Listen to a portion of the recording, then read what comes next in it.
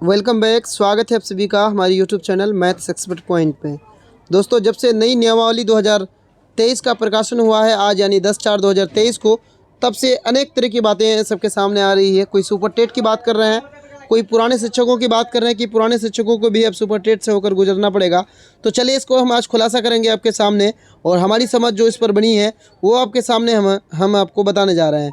क्योंकि जो बिहार सरकार है इस पर जो है क्लियर किसी भी तरह की कोई बात नहीं की है, लेकिन उन्होंने नियुक्ति की प्रक्रिया के लिए क्या कुछ बात कही है और आपने क्या समझा, हम उसको आपके सामने एक्सप्लेन करने जा रहे हैं। सबसे पहले ये तो है आपका रोस्टर क्लियर के बारे में बिंदु यानी पॉइंट 1। पॉइंट 2 में कहा गया है कि ये सीधे भर्ती हेतु अधियाचना के आलोक में आयोग की रिक्तियाँ की संख्या विज्ञापित करेगा। ये तो है आयोग के बारे में कि आयोग की सीटों की संख्या बताई जाएगी। उसके बाद देखिए यहाँ असली बात है, यहीं से अंदाज़ा लगाया जा रहा है कि सुपर टेट होगी, लेकिन हम आपको बताने वाले हैं कि ये जो है सुपर टेट नहीं बल्कि क्या है। आप पहले इस लाइन को एक बार देख लें। परीक्षा हेतु पाठ्यक्रम का निर्धारण, यानी जो एग्ज़ाम लिया जाएगा बहाली के लिए, उनका पाठ्यक्रम का निर्माण कौन करेगा? तो आयोग करेगा। कौन आयोग करेगा? तो वो अभी जो है बिहार सरकार यानी शिक्षा विभाग, इस पर कुछ क्लियर नहीं कही गई है। परीक्षा का पैटर्न क्या रहेगा ये भी जो है विभाग से जो है परामर्श लिया जा सकता है, लेकिन तय कौन करेगी? आयोग करेगी। कौन सा आयोग? तो वो अभी क्लियर नहीं है। उक्त परीक्षा के आहारतांक नियत करने का विवेक अधिकार आयोग को होगा, यानी कौन पास होगा, कितना नंबर में पास होगा, कैसे पास होगा, ये जो किनको अधिकार रहेगा ये जो है आयोग को रहेगा। चलिए इसके अलावा आगे देखें, कोई अभ्यर्थी इस नियमावली के अंतर्गत अधिकतम 3 बार परीक्षा दे सकेंगे। बिल्कुल सही। आयोग द्वारा संचालित उक्त परीक्षा के आधार पर की गई अनुशंसा के आलोक में नियुक्ति की जाएगी। बिल्कुल सही। एग्ज़ाम होगी उसके बाद इसकी नियुक्ति की जाएगी। चलिए ये इस सारी चीज़ों को आप पढ़ सकते हैं। उसके अलावा जब आप यहाँ 10 नंबर में चलेंगे, देखिए इसको ही हम आपको समझाने वाले हैं कि परिवीक्षा अवधि। ये परिवीक्षा अवधि क्या होता है? सबसे पहले आपको इस वर्ड को समझना है। अवधि तो होता है किसी पीरियड को कहा जाता है, और परिवीक्षा का क्या मानी होता है पहले आप इसको समझिए।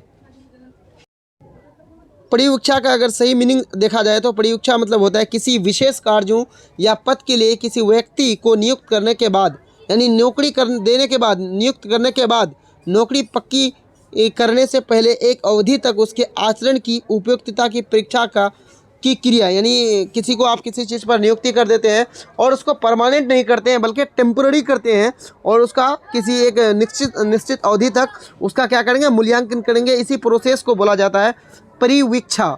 चलिए आगे हम आपको फिर, यानी बात यहाँ किसकी? संविदा की जा रही है। और आगे जब आप पढ़ेंगे तो सीधे भर्ती से नियुक्ति किए जाने वाले विद्यालय अध्यापकों के लिए परीक्षा विधि योगदान की तिथि प्रभाव से 2 वर्षों के लिए होगी। यानी जिन लोगों की जो है सीधे नियुक्ति की जाएगी उनकी जो है ये अवधि कितने की होगी? परिवीक्षा अवधि 2 सालों की होगी।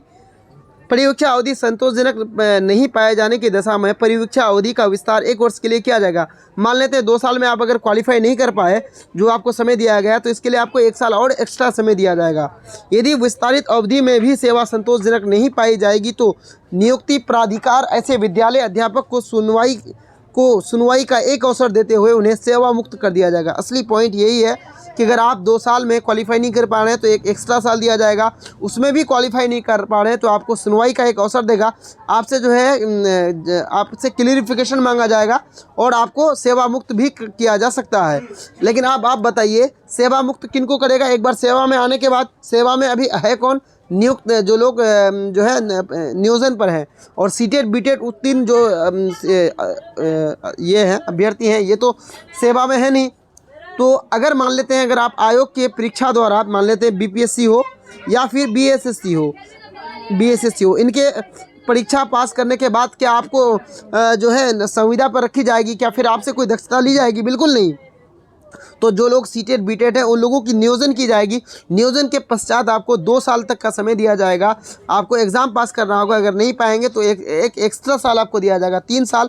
3 साल में भी अगर आप क्वालिफाई नहीं कर पाते हैं उस दक्षता को, ऐसे में आपकी जो है आपको सेवा से भी मुक्त किया जा सकता है। ये इसका कहना है। जो हमारी समझ बन रही है अभी तक कि सीटेट बीटेट उत्तीर्ण अभ्यर्थी से जो है सुपर टेट नहीं लिया जाएगा, बल्कि आपकी बहाली के बाद आपसे जो है आयोग के द्वारा एग्ज़ाम ली जाएगी। अगर उस एग्ज़ाम में भी अगर 3 बार समय दिया जाएगा, क्वालिफाई नहीं कर पा रहे हैं, तब आपको ऐसे में आपकी जो है सेवा आपसे मुक्त कर दी जाएगी। धन्यवाद। जो है ये बिल्कुल अभी तक हमारी समझ बनी है रही 60-40 या वेटेज, तो ऐसी कोई बात अभी जो है क्लियर नहीं की गई है बिहार शिक्षा विभाग की तरफ से। और ये जो है सिर्फ उलझाने का काम किया है सभी को। इससे जो है नियोजित टीचर जो है जो अब तक नियोजन जिनका हुआ है 2004-05 से, उन सारे लोगों के लिए खतरे की बात है कि अगर मान लेते हैं बीपीएससी हो या बीएसएससी के दक्षता में वो लोग अगर शामिल होकर नहीं क्वालिफाई कर पा रहे हैं, तो ऐसे में उन्हें सेवा मुक्त भी किया जा सकता है। धन्यवाद। मिलते हैं एक नए वीडियो के साथ जहाँ हम आपको और भी क्लियर करके बातों को बताएंगे। जब तक चैनल में नए हैं तो लाइक सब्सक्राइब करें। धन्यवाद।